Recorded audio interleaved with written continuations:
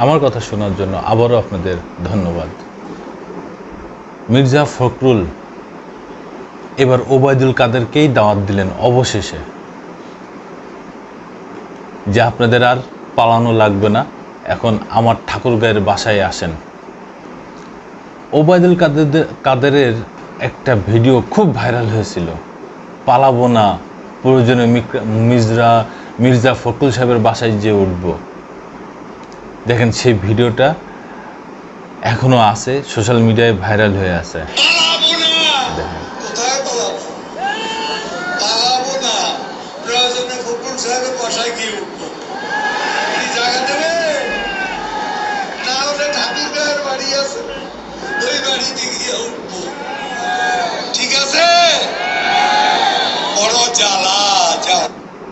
দেখেন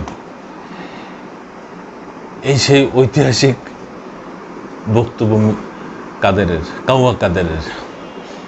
এখন সেই বক্তব্য, সেই ভাইরাল বক্তব্য, সেই সময় মির্জা ফখরুল তাকে দাওয়াত দিতেও পারে নাই, কিছু বলতেও পারে নাই, কারণ তারা অনেক অত্যাচার, নির্মম অত্যাচারের ভিতরে ছিল। এখন সময় আসছে, সুযোগ আসছে, মির্জা ফখরুল তাকে দাওয়াত দিলেন এবং আসতেও বললেন এবং পালাতেও নিষেধ করলেন, যে কোথায় পালাবেন।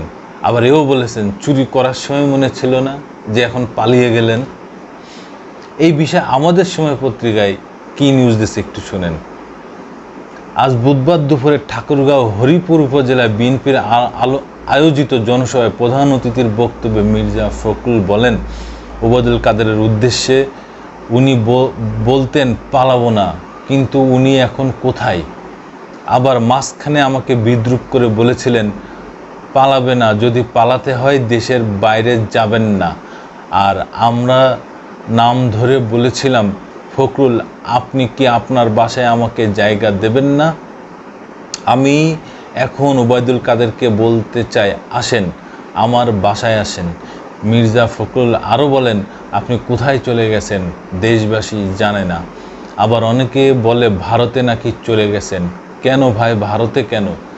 দেশ তো আপনার, আপনি এখানে নির্বাচন করেন, এখানকার নেতা, আপনাকে ভারতে পালাতে হয়েছে কেন?